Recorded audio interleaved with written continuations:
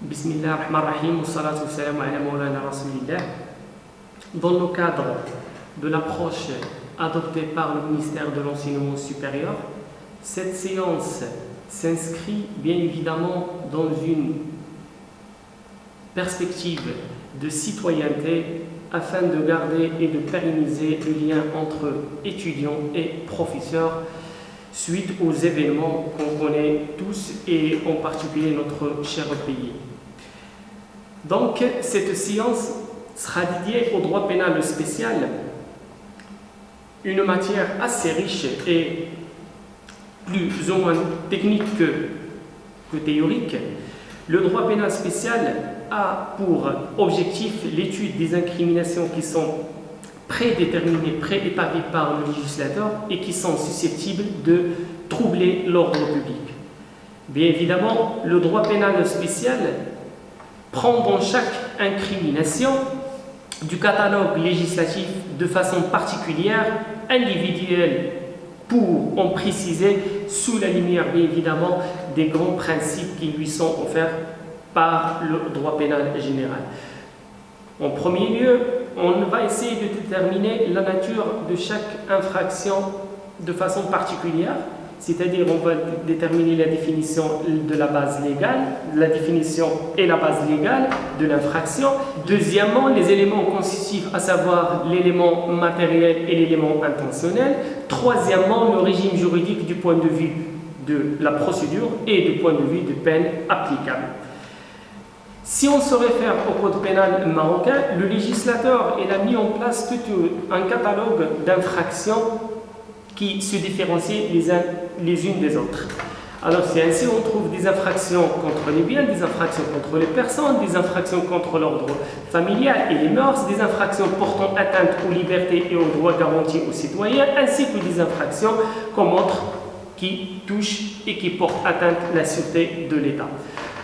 En ce qui concerne notre chapitre d'aujourd'hui, on va essayer d'aborder les infractions contre les biens. En se référant au chapitre 9 du livre 3 du Code pénal marocain et intitulé « Les crimes et délits contre les biens ».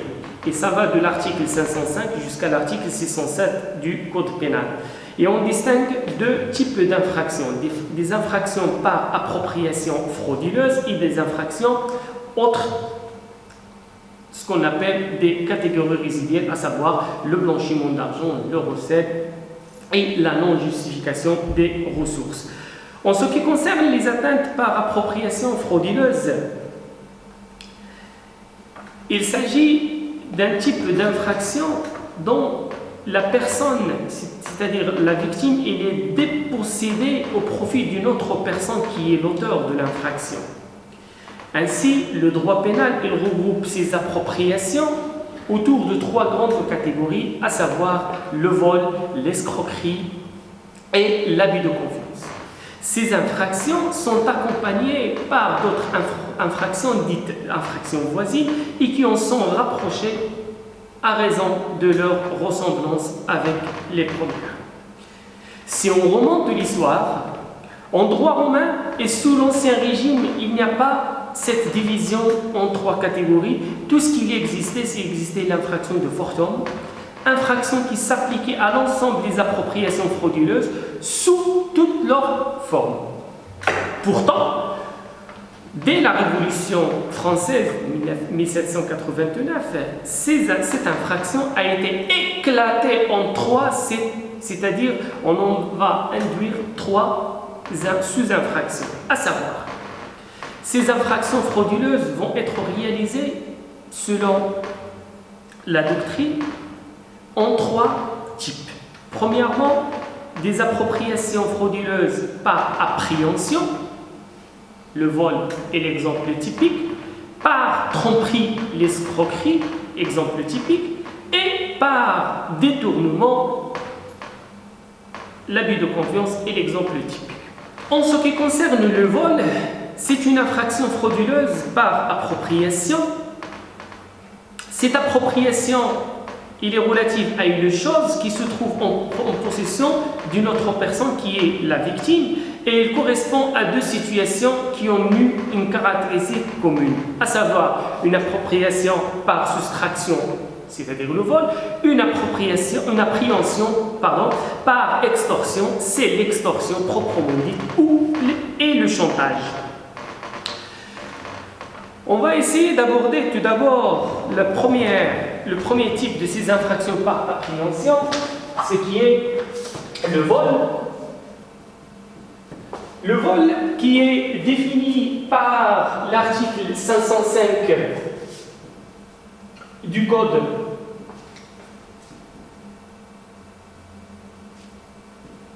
pénal marocain. Suite aux dispositions de cet article-là, qu'est-ce qu'il dispose? Il dispose que le vol est la soustraction frauduleuse de la chose d'autrui. Donc, à partir d'une lecture de cet article-là, qu'est-ce qu'on déduit? On déduit que le vol il est lié à une action qui est la soustraction et qui porte, bien évidemment ici je parle d'une soustraction frauduleuse. Et je reviendrai sur les autres types de soustraction, comme on avait dit tout à l'heure, plus cet acte de soustraction frauduleuse qui porte sur la chose, et la chose là, remarquez que j'ai mis la chose en majuscule, c'est parce que ça ne reflète que le caractère général et abstrait de la règle de droit sur lequel je vais revenir pour bien expliquer la notion et l'acception de la chose. Et bien évidemment, il me faut une troisième partie afin de conclure l'infraction de vol qui est autrui. Autrui, ici c'est la victime. Et ici, la soustraction ça vient de l'auteur. D'accord. Jusqu'à présent, ce qui pose problème ici, bien évidemment, c'est le fond ou l'objet sur lequel porte le vol, qui est la chose. Donc, les éléments constitutifs de vol, c'est ainsi, sont les biens qui doivent avoir la qualité de la chose et qui doivent appartenir à autrui, c'est-à-dire ici, c'est les biens. Toute chose, c'est les biens d'autrui. Donc, pour matérialiser le vol, il faut que ce bien, il y a un déplacement de ce bien d'une personne A et B, entre A et B. Donc ce déplacement, c'est que la personne, c'est-à-dire la victime qui est en possession, va être dépossédée, ici, dépossession.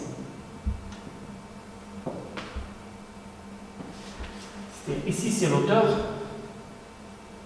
et ici c'est la victime. Donc, c'est le schéma qui matérialise le vol, c'est-à-dire le vol, il porte sur une chose qui reflète les biens appartenant à une personne victime, et cette chose-là va se déplacer de la victime vers l'auteur avec une dépossession et une soustraction frauduleuse. Donc, on va s'arrêter sur la notion de la chose, bien évidemment. Au lieu d'énumérer, le législateur, au lieu d'énumérer et de mettre la chose ou les choses sous un catalogue, il a préféré se servir d'une une simple terminologie qui est la chose. Par l'article 505, quels sont exact, revêt le terme, la chose, c'est la question qu'on doit se poser. Quel est le sens que revêt le terme chose? Bien évidemment, la chose se matérialise c'est-à-dire c'est une chose qui occupe l'espace. Mais aucun qualificatif n'est associé tel qu'il serait le mot matériel ou corporel, réduisent ainsi la portée du terme aux choses physiques et tangibles. Il suit de là que le texte vise aussi tous les biens immatériels pourvu qu'ils puissent donner lieu à une soustraction. C'est-à-dire, on a des biens qui sont immatériels. Et là, je vous renvoie vers l'article 521 du Code pénal qui incrimine le vol d'énergie, c'est-à-dire le vol, par exemple, le vol d'électricité, voire même le vol de la Wi-Fi. Donc, au sens de l'article 505, le contenu juridique de la notion de la chose, on peut dire que la chose doit être matérielle ou immatérielle. Ce bien doit être bien évidemment de nature mobilière. Là aussi, j'attire votre attention, il faut qu'on aborde ce passage-là, la distinction des biens de nature mobilière, c'est-à-dire qu'est-ce qu'il en est des immeubles fixes. Ces immeubles fixes ne sont pas protégés contre le vol, car la soustraction de toute chose suppose la mobilité. Ici, comme je l'ai dit, comme je vous l'ai dit tout à l'heure, ici c'est la déposition, c'est la mobilité et un déplacement de la chose. Un déplacement de la chose.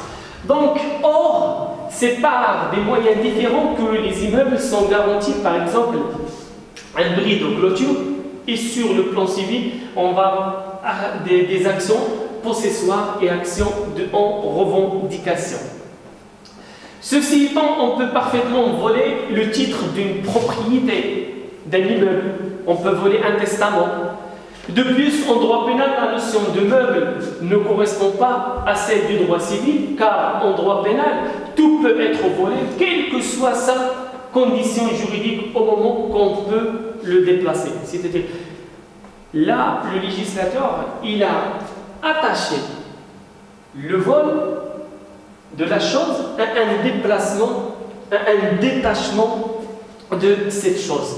Donc, pour conclure cette partie relative à la notion de la chose, en droit pénal, la notion de meuble ne correspond pas au droit civil, car immeuble, tout ce qui est être transporté, et les immeubles soit par destination, c'est-à-dire tout ce qui est bétail, machine, c'est-à-dire une machine qui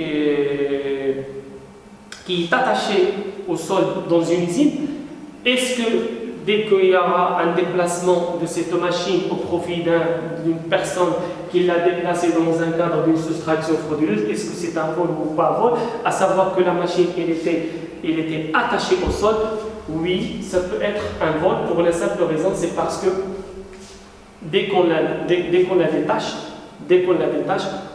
il suffit juste de la déplacer. Ou par nature, c'est-à-dire tout ce qui est récolte, arbre, récolte, gravier, dès qu'ils sont détachés de l'immeuble principal. Une personne qui vient et qui se sert de façon frauduleuse de la récolte d'un jardin. Ce sont des choses qui peuvent parfaitement être volées, bien évidemment. Donc, ce qu'on doit préciser aussi, au-delà de la notion de la chose, c'est que la possession de cette chose, par une personne, c'est ce qui va nous renvoyer sur la propriété d'autrui. Donc l'appropriation à autrui induit qu'il ne peut y avoir de vol de sa propre chose, c'est-à-dire quelqu'un qui possède un téléphone, il ne peut pas voler son propre téléphone, sauf en cas de gage, et ça je vais revenir sur cette petite parenthèse. Ou d'un être humain, par exemple, on ne peut pas voler un être humain. C'est à savoir que l'abolition de l'esclavage, ça fait si longtemps qu'il a été aboli. On ne peut pas séquestrer une personne. D'accord? On ne peut pas voler, par contre on peut séquestrer une personne, on ne peut pas voler une personne, par contre on peut le kidnapper. L'appropriation doit être effective. A contrario, toute chose non appropriée ne peut faire l'objet d'un vol. Il y a des choses sans maître qui n'a jamais été appropriée, à savoir le gibier et le poisson.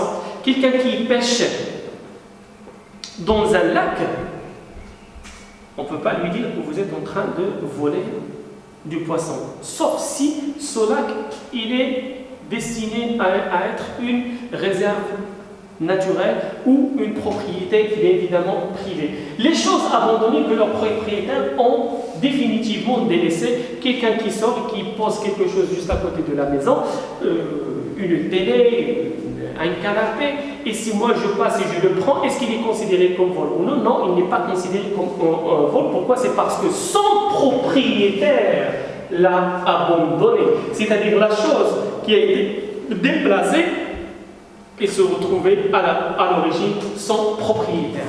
Notez bien, bien évidemment, il y a une difficulté à distinguer les choses abandonnées et perdues.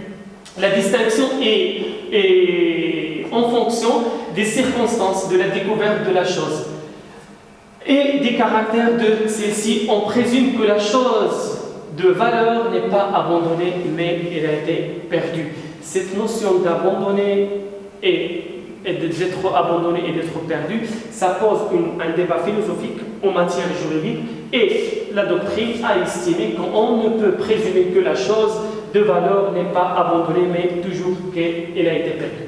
Le vol aussi des choses qui sont indivises, voire un co-héritier qui soustrait des objets de succession laissés par le défunt. Par exemple, quelqu'un qui décède, une maman qui décède et qui laisse des bijoux de côté, par exemple, des bijoux en or, et l'un des héritiers qui va prendre une partie, qui va se servir d'une partie de ces bijoux sans informer les autres héritiers. C'est un vol, bien évidemment. Le copropriétaire qui s'approprie les fruits d'un immeuble indivis, s'il est vrai que l'indivisaire a un droit sur la chose, c'est sous la réserve, bien évidemment, des droits concurrents des autres copropriétaires. Sinon, il y a vol si la chose est indivise. Si on imagine dans une résidence et qu'il y a des arbres fruitiers quelque part, est-ce que moi, en tant que locataire ou propriétaire dans cette copropriété, est-ce que j'ai le droit de m'en servir? Je n'ai pas le droit de m'en servir. Si jamais je m'en sers, c'est une soustraction à façon d'un vol, sauf avec permission et autorisation des autres copropriétaires. Donc la soustraction de la chose indivise est un vol. On n'a pas le droit de se servir de quoi que ce soit qui est indivise sans l'accord des autres personnes qui ont droit. Jusqu'à présent, on a abordé le premier point qui est relatif à la définition légale du vol selon l'article 505 du Code pénal marocain, et par lequel on a déterminé la notion soustraction frauduleuse. On a bien défini la notion et l'acception de la chose. Je vous remercie